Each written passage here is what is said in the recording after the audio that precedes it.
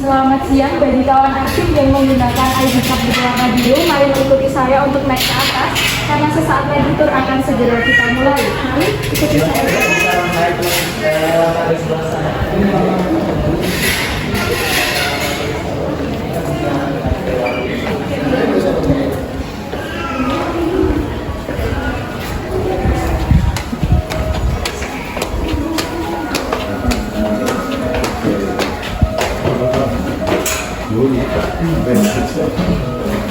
Ya, untuk alas kakinya nanti bisa dilepas dan langsung diletakkan di rak yang sudah tersedia ya. Ya.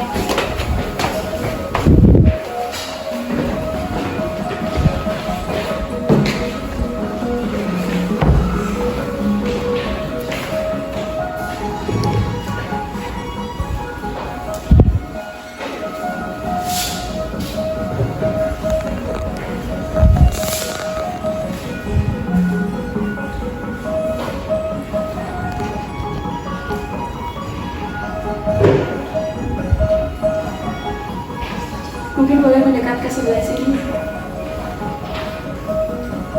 Iya, untuk alas kakinya mungkin bisa dilepas Pak, ditaruh di rak yang sudah disediakan.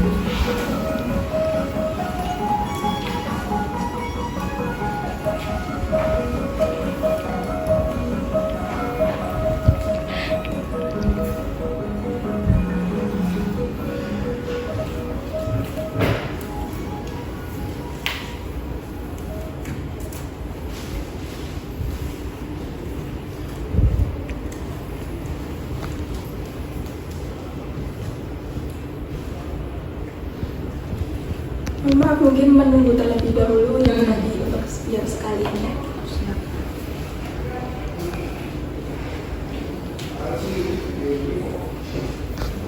Alas kakinya mungkin boleh dilepas terlebih dahulu, dimasukkan ke dalam rak. Satu lepas sudah.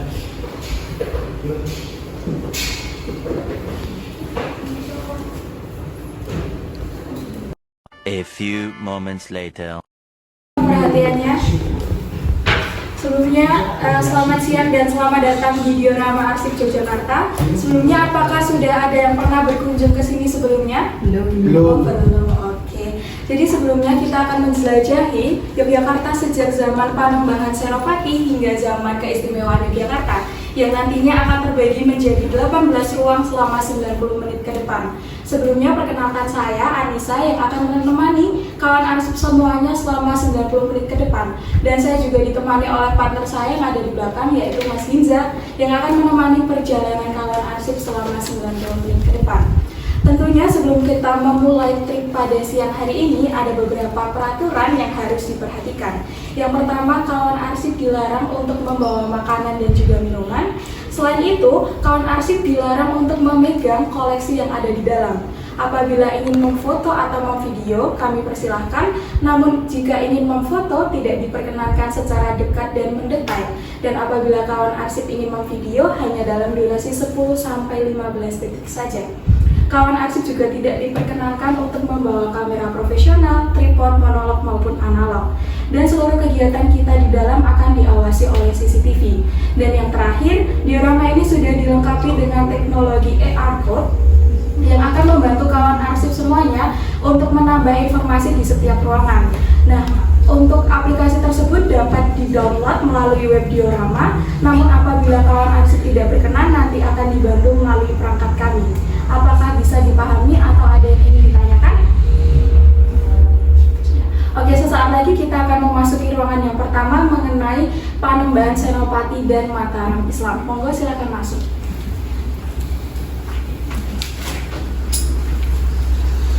Silakan duduk menghadap ke layar, jangan bersandar pada kaca. Peradaban besar Mataram.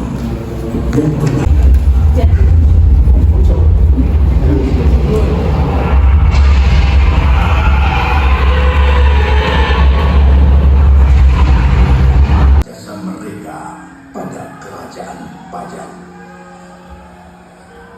Baik, kawan arsip semuanya, ini merupakan salah satu tarian budaya Semak. Apabila kawan arsip ingin mengabadikan video, monggo saya persilahkan.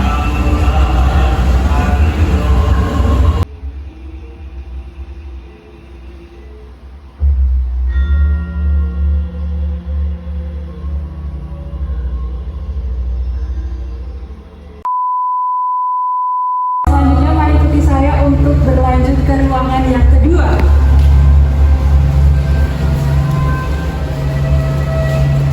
Yang mungkin boleh mendekat ke ruangan kedua ini merupakan bukti dari peninggalan Panembahan Senopati dan juga Sultan Agung. Mungkin dari kawan arsip semuanya, apakah sudah ada yang pernah berkunjung ke dua tempat ini? Oh, belum. Jadi yang pertama ini merupakan Parangkusumo atau yang merupakan salah satu tempat peninggalan Panembahan Senopati yang konon ceritanya merupakan tempat pertemuan antara Panembahan Senopati dan Nyi Roro Kidul. Selanjutnya ini merupakan makam Raja-Raja yang ada di Imogiri Barat. Dahulunya Sultan Agung memerintahkan untuk membangun makam di atas puncak dan makam ini masih eksis hingga saat ini. Namun apabila kita ingin berkunjung, kita harus menaiki ratusan anak tangga yang mendaki. Dan yang terakhir ini merupakan salah satu peninggalan zaman Panembahan Senopati, yaitu kalender Jawa. Jadi pada masa itu beliau menyelaraskan antara tahun Saka dan tahun Hijriah sehingga menghasilkan kalender Jawa ini. Dan ini cara membacanya dengan cara searah jarum jam yang baik bagian luar maupun bagian dalam. Dan ini bisa dipergunakan untuk perhitungan weton atau mungkin kalau zaman sekarang kita lebih mengenal dengan namanya zodiak seperti itu. Baik, kita lanjut ke ruangan yang ketiga. Memasuki ruangan yang ketiga yaitu mengenai prahara dan intervensi dari VOC. Nah, semenjak pada zaman kepemimpinan Raja Amangkurat yang pertama, Kerajaan Mataram mengalami kerapuhan sehingga muncul banyak sekali prahara, pemberontakan hingga pergantian kepemimpinan. Hingga para politik elit meminta bantuan kepada VOC, namun justru dengan adanya bantuan itu menimbulkan banyak sekali kerugian. Salah satunya dengan adanya perjanjian Giyanti dan Jatisari, di mana perjanjian tersebut memisahkan antara Surakarta dan Yogyakarta. Separuh bagian diberikan kepada Pakubuwono yang kedua dengan ibu kota di Surakarta, dan separuh bagiannya lagi diberikan kepada Hamengkubuwono yang pertama dengan ibu kota di Yogyakarta. Monggo apabila kawan arsip ingin mengeksplor, bisa mengeksplor dari sebelah kiri ke kanan secara zigzag hingga di ujung ruangan. Monggo silakan apabila ingin mengeksplor.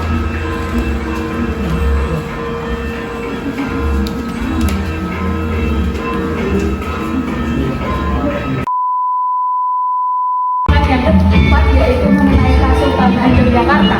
Monggo kawan arsip bisa mendekat ke arah sini. Baik, setelah adanya perjanjian Giyanti, Pangeran Mangkubumi yang kala itu memiliki gelar Sultan Hamengkubuwono yang pertama menyegerakan untuk segera membangun Kesultanan Yogyakarta. Beliau membabat Hutan Waringin yang saat ini sudah kita gunakan sebagai Kesultanan Yogyakarta. Beliau dibantu oleh berbagai macam bergodo yang berasal dari daerah Jogja juga, dan itu bergodonya ada di sebelah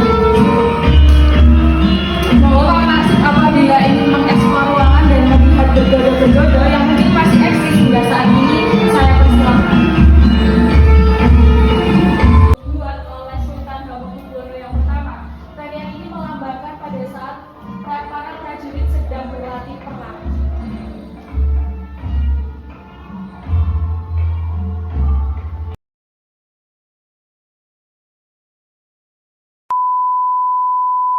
Di ruangan yang kelima mengenai geger sepeni. Apabila ada yang ingin duduk terlebih dahulu, ya, geger sepeni ini diambil dari kata sepoi yang berarti prajurit Inggris yang berasal dari India. Dan prajurit ini berhasil mencuri kurang lebih 7.000 naskah yang ada di dalam perpustakaan keraton. Dan dari Yogyakarta sendiri baru bisa mendapatkan 75 dalam bentuk PDF. Tragedi geger sepeni ini juga menyebabkan pojok benteng yang berada di timur laut atau yang kita kenal di daerah Gejatronik itu seperti itu. Monggo apabila kawan arsip ingin mengeksplor ruangan, saya persilakan. Selanjutnya kita memasuki ruangan yang keenam yaitu Pura Paku Alaman. Monggo bisa memasuki. Jadi Pura Paku Alaman ini merupakan wilayah swapraja dari Pangeran Notokusumo, putra dari Sultan Hamengkubuwono yang pertama. Beliau diberikan kekuasaan di Kadipaten Paku Alaman dan juga wilayah Adikarto. Nah, beliau juga memegang teguh ajaran ayahnya untuk selalu saling tolong menolong antara sesama saudara. Begitu pula dengan Kesultanan Yogyakarta. Pahlawan harus selalu setia dan membantu Kesultanan Yogyakarta, sesuai juga yang tertera pada gambar Betawi yang ada di sebelah sini. Monggo kawan arsip apabila ingin mengeksplor ruangan ini, saya persilakan, atau mungkin ada yang ingin saya bantu foto.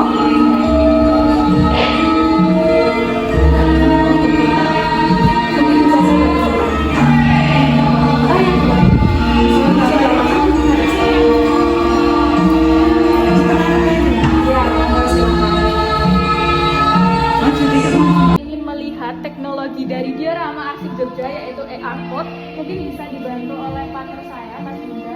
Kawan arsip, jadi mungkin kalau kawan arsip ada yang mau melihat AR-nya ya atau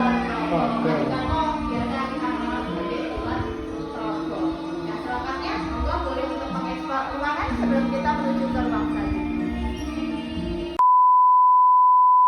Kita akan memasuki ruangan yang ketujuh mengenai perang Jawa.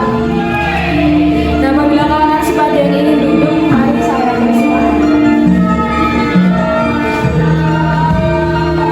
Ya, kawan arsip semuanya, apakah ada yang mengetahui ini foto dari siapa? Oke. Ini merupakan Sultan Hamengkubuwono yang kelima. Beliau mendapatkan tahta kekuasaan di usia yang masih balita sekali, yaitu 3 tahun. Sehingga dia memerlukan bantuan Dewan Perwalian untuk membantu mengurus kekuasaannya. Sehingga pada saat itu ia meminta bantuan kepada Pangeran Diponegoro untuk membantu mengurus masa kekuasaannya. Namun pada masa kekuasaannya, Pangeran Diponegoro tidak suka terhadap Belanda karena terlalu banyak ikut campur baik urusan internal maupun eksternal. Hingga pada puncaknya, pada masa kekuasaannya, Pangeran Diponegoro merasa marah karena patok-patok yang ia miliki dihapuskan secara paksa tanpa pemberitahuan sebelumnya untuk pembangunan jalan raya. Hal itu juga yang memicu terjadinya Perang Jawa pada tahun 1825 hingga 1830, yang dari perang itu menimbulkan ribuan korban jiwa yang berjatuhan. Monggo apabila kawan arsip ingin mengeksplor ruangan ini, saya persilakan.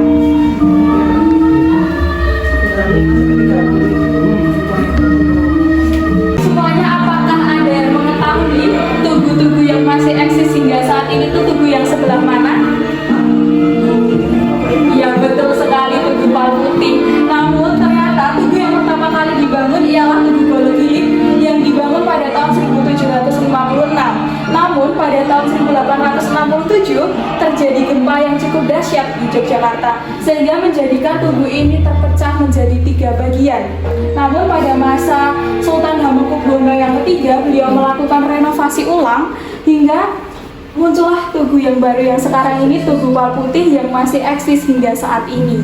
Seperti itu.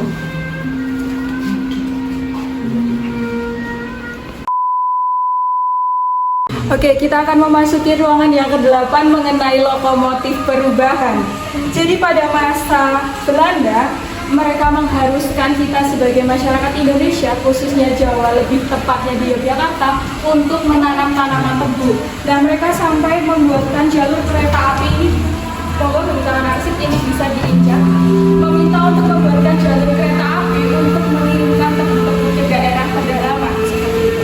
Pokoknya kebetulan arsip ada yang ingin mengeksplor, bisa mengeksplor hingga ujung ruangan. Dan apabila ada yang ingin dibantu memfotokan, bisa saya bantu. Awas saja. Injak apabila kawan arsip semuanya ingin ada yang foto di sini, nanti bisa saya bantu. Ya.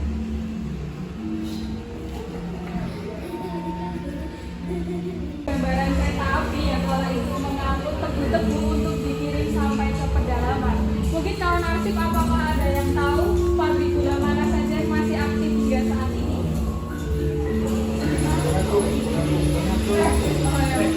Oh ya, ya, ada Madukismo, ada Colomadu, seperti itu. Dan ini juga dari awal kereta api ini yang memunculkan pertama kali jalur kereta api yang ada di Indonesia menuju dengan jalur Jogja Solo Semarang dengan stasiun pertama di Lembuyang Wangi. Monggo apabila ada yang ingin mengeksplor atau dibantu fotokan bisa saya bantu.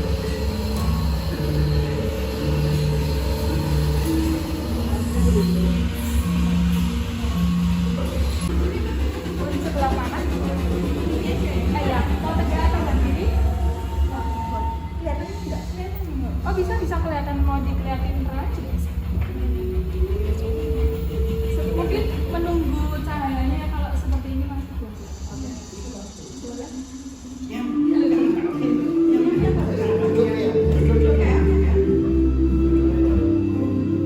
Oke, 1, 2. Lagi 1, 2. Sama nanti 1, 2. 1, 2. Mungkin mau video di tengah sini, di tengah rel kereta api. Ya, seperti itu. Bisa. Aduh, makasih. Hati.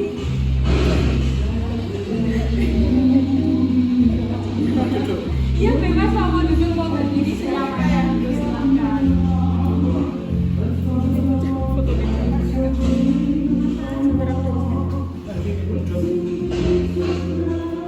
Oke, ini boleh lihat sini. 1, 2. 1, 2.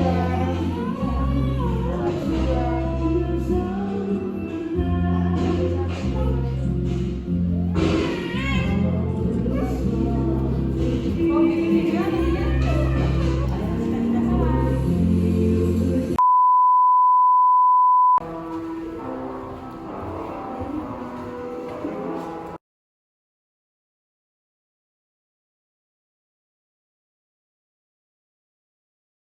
Sekolah-sekolah di Indonesia. Tujuan utamanya belanja membangun sekolah ini adalah untuk mendapatkan tenaga kerja administrasi yang berpendidikan. Namun kenyataannya nantinya justru mendapatkan pemberontakan.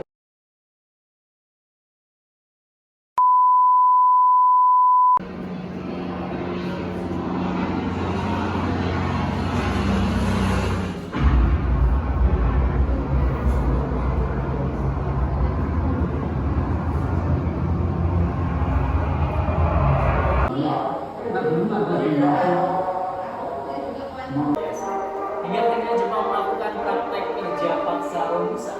Nah, pembangunan Selokan Mataram ini merupakan strategi dari Sultan Hamengkubuwono yang ke-9 agar para rakyat Jogja terbebas dari kerja paksa Romusa ke luar daerah. Nah, di depan kita juga ditampilkan ya ada berbagai masih terus berjalan.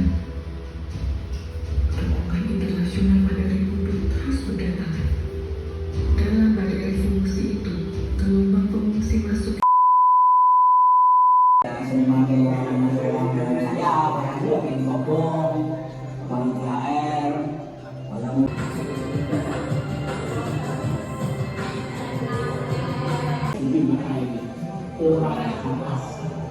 yang menghubungi Jogja itu kerja informasi semuanya jadi tidak bisa kita independensi wajah semua.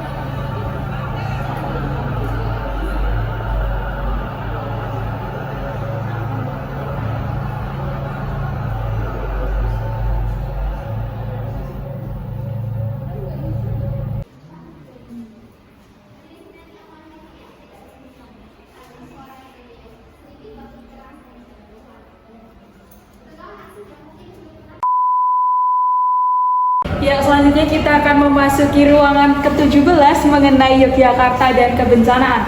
Monggo silakan bisa masuk ke sini. Jadi di ruangan ini kita akan menceritakan mengenai kebencanaan yang terjadi di Yogyakarta. Ada gempa bumi di tahun 2006 dan kemudian disusul dengan gunung berapi yang meletus di tahun 2010. Monggo kawan aksi bisa duduk di sini menghadap ke arah layar. Namun sebelumnya apakah ada yang trauma dengan gempa bumi? Oh enggak, silakan. Misal tidak ada, bisa langsung duduk dan menghadap ke layar seperti itu.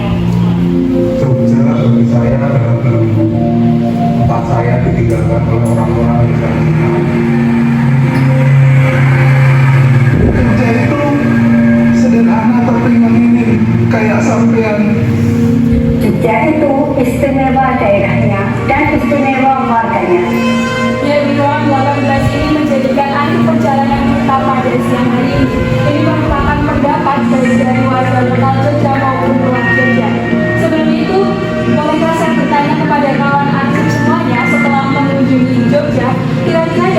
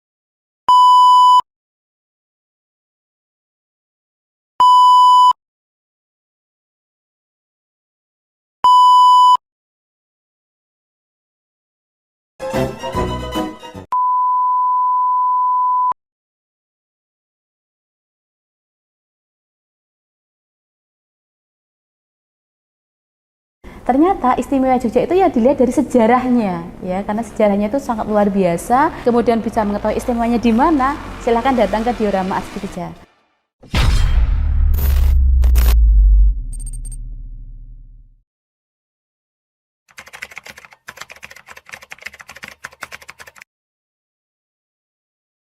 Banyak perspektif. Kalau dari aku membosankan sih karena jalan-jalan aja. Sama, monoton. Ya, museum ya tempat buat belajar sejarah sih. Indah mungkin ya. Membosankan.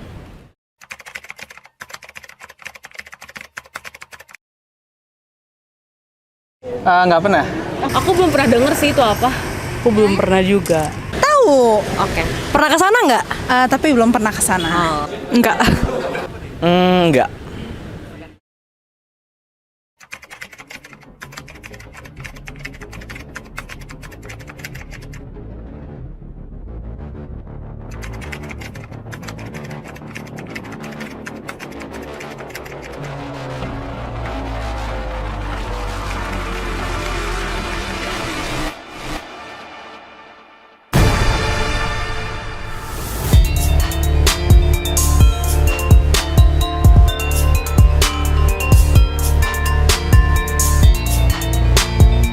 Diorama Arsip Jogja merupakan museum yang dikelola Dinas Perpustakaan dan Arsip Daerah Istimewa Yogyakarta atau DPAD DIY dalam mewujudkan masyarakat yang sadar akan sejarah dan kebudayaan Yogyakarta.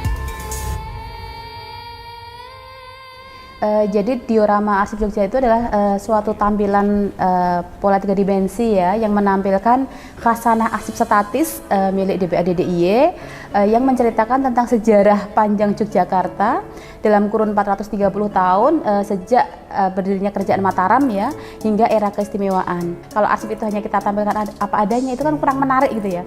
Saya ibaratkan begini ya, arsip itu saya ibaratkan sebuah jagung gitu ya. Kalau jagung itu hanya kita rebus kemudian kita jual begitu aja, mungkin harganya hanya maksimal 5.000 ya. Tetapi bagaimana kemudian sebuah jagung itu kita olah, kita kemas dengan menarik menjadi sebuah popcorn yang kita jual di sebuah mall, di depan sebuah bioskop yang terkenal gitu ya. Itu harganya bisa 10 kali lipat lebih mahal gitu. Nah, demikian juga arsip. Kalau kita tampilkan apa adanya, mungkin hanya sebagian kecil orang yang melirik. Jadi diorama Arsip Jogja ini baik dari segi pembangunannya pada saat pembangunan maupun sekarang operasionalnya semua didanai dari dana istimewa, dan itu memang sumbernya 100% dari dana istimewa. Tentang arsip yang kita tampilkan di diorama itu, kita ibaratkan bahwa diorama itu hanya etalase pada sebuah toko gitu ya. Khasanah arsip yang kita miliki, yang kita simpan di ruang 45 di arsip ini, gedung ini, itu jauh lebih banyak. Mungkin saat ini diorama ini menjadi hal yang maju gitu ya di sini, tetapi nggak tahu 5 tahun ke depan ada teknologi apa yang mungkin saat itu mungkin lebih digemari gitu ya. Kita itu mempunyai 10 sesi yang kita jual secara online. Kemudian di masing-masing seksi itu ada 20 peserta ya untuk yang secara online. Baik, mungkin di sini saya selaku pengelola diorama khususnya ini saya sampaikan kepada masyarakat Jogja gitu ya. Jadi Jogja itu istimewa, tetapi tidak semua orang itu tahu istimewanya di mana, istimewanya karena apa. Nah, ternyata istimewa Jogja itu ya dilihat dari sejarahnya ya, karena sejarahnya itu sangat luar biasa terhadap Republik Indonesia itu. Karena tak kenal maka tak sayang. Kalian tidak tahu istimewa Jogja di mana, maka kalian tidak akan pernah bisa mencintai Jogja seutuhnya. Silakan datang ke diorama Arsip Jogja untuk bisa mengetahui istimewa Jogja itu ada di mana.